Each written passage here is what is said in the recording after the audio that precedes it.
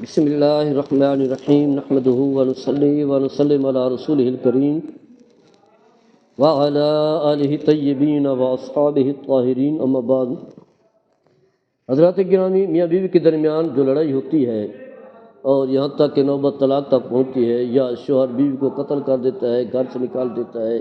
یا ایسی لڑائی شروع کرتا ہے، اس کے تو ویسی بہت سارے وجوہات، بہت سارے اسباب ہیں۔ ان میں سے ایک یہ ہے کہ بلا وجہ جو ہے، بلا جواز شک کرنا کہ اگر کال کر رہی تھی تو پتہ نہیں کس سے کال کر رہی تھی، گھر سے باہر چلی گئی، پتہ نہیں کہاں چلی گئی، پتہ نہیں اس نے یہ کیا کیا۔ جیسے انڈیا کا ایک واقعہ ہے کہ ایک نوجوان ہے، روٹیاں لگاتا ہے، تو اس کی بیگم جو ہے، اس نے اپنی بیگم پر اتنی پابندی کی تھی، وہ گھر سے باہر نہیں جا سکتی تھی، گھر ماں باپ کے گھر نہیں جا سکتی تھی، کسی خاتون کو یا پڑوسیوں کو مل نہیں سکتی تھی۔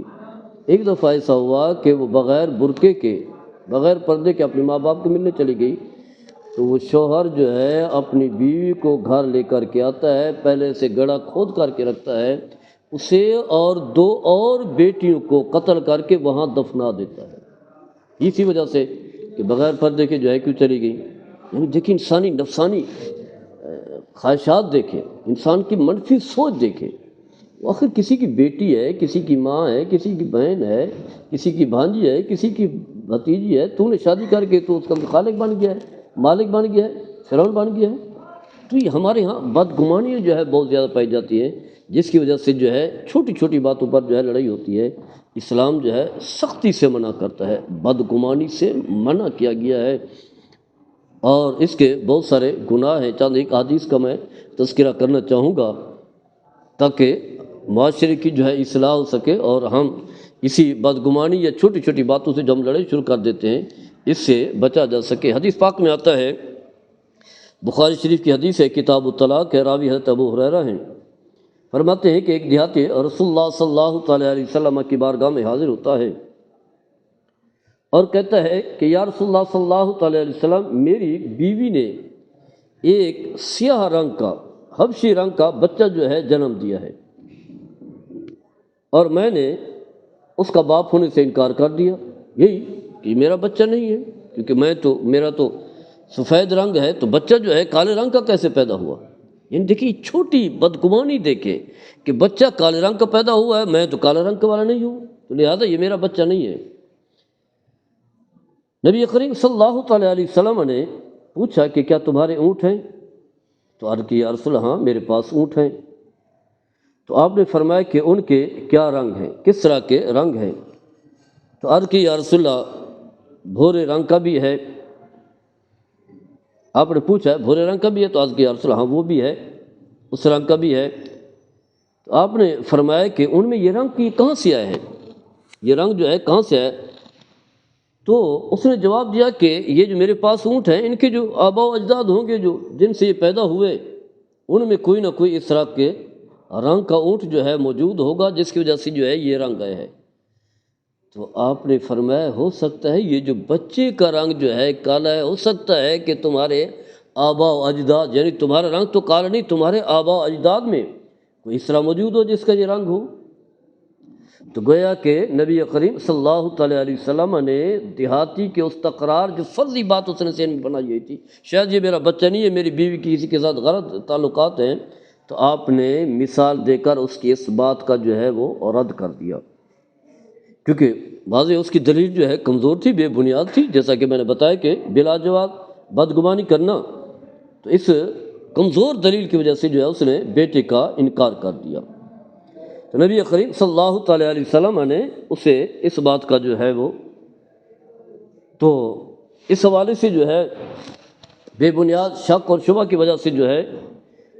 ایک شخص کی بیوی پر تہمت لگانا، جس سے اس کی عزت و حرمت جو ہے داغدار ہو، ایک بہت بڑا گناہ ہے، بہت بڑا جرم ہے۔ حضرت ابو ہریرہ رضی اللہ تعالیٰ عنہ فرماتے ہیں، جب یہ آیت قریبہ، آیت ملعنہ نازل ہوئی، اس وقت انہوں نے رسول اللہ صلی اللہ تعالیٰ علیہ وسلم کو یہ فرماتے ہو سنا، جس عورت نے زنا کر کے جو اس سے بچہ پیدا ہوا، اس کے اپنے خاوند سے منسوخ کر دیا، وہ عورت اللہ کی رحمت سے محروم ہے، یعنی گناہ کرتی رہی، بچہ پیدا ہو تو اس نے کہا یہ میرے شوہر کا ہے، تو فرمایا وہ عورت جو ہے اللہ تعالیٰ کی رحمت سے محروم ہوگی، اور ایسی عورت کا جنت میں جانا حرام ہو، یعنی کسی صورت میں جو ہے جنت میں عورت جو ہے نہیں جائے گی۔ اسی طرح فرمایا وہ مرد جو اپنے لڑکے کی نسبت کا انکار کرے، یعنی بیٹا اس کا ہے اور کہے کہ یہ میرا بیٹا نہیں، نسبت کا انکار کرے اور اپنی بیوی پر تہمت لگائے، تو فرمایا کہ اس شخص کو جو ہے اللہ تعالیٰ کا دیدار نصیب نہیں ہوگا، اللہ کے دیدار سے محروم رہے گا،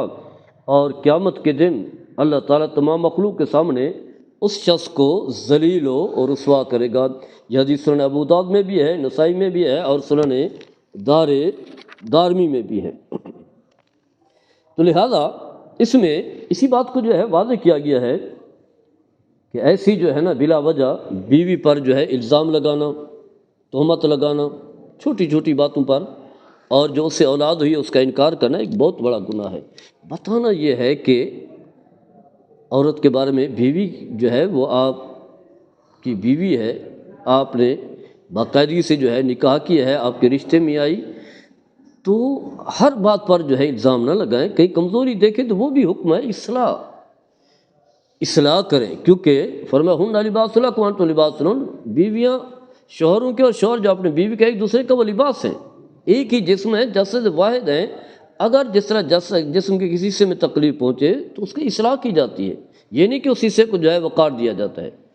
تو بیوی بھی جو ہے وہ آپ کے جسم کا حصہ ہے، دونوں میاں بیوی ہیں، ایک رشتہ جڑا، اور آپ کی شادی کا مقصد ہی محبت ہے، تو آپ یہ محبت کو نفرت میں کیوں تبدیل کر رہے ہیں؟ اور چھوٹے چھوٹے الزامات کی کوئی وجہ نہیں ہے، اور پھر ہم دیکھتے ہیں کہ چھوٹی باتوں کی وجہ سے جو ہے بیوی کو طلاق ہو جاتی ہے، نکاح ختم ہو جاتا ہے، اس کی حیثیت ختم ہو جاتی ہے۔ بسا اوقات لوگ اپنی بیویوں کو قتل کر دیتے ہیں، قتل کرتے ہیں، یا پھر جو ہے کہتے ہیں یہ بچے ہمارے نہیں ہیں، بچوں کو مار دیتے ہیں، بچوں کو مار دیا جاتا ہے کہ ہمارا جیسا رنگ تو ہے نہیں، یہ کسی اور کے کس کی شاید فلاں کے ساتھ تعلقات ہیں، جبکہ نبی کریم صلی اللہ تعالیٰ علیہ وسلم کا فرمان ہے الوالد للفراش، فرمایا کہ اولاد جو اسی کی ہوتی ہے جو اس کا شوہر ہے، فرمایا زانی کے لیے پتھر کے علاوہ کچھ بھی نہیں ہے۔ تو بچیں اس طرح کی، اللہ نے جو ایک رشتہ بنایا ہے اس رشتے کو جو ہے مضبوط رکھیں۔ اللہ تعالیٰ ہم سب کو عمل کرنے کی توفیق عطا فرمائے۔ وما علینا البلاغ۔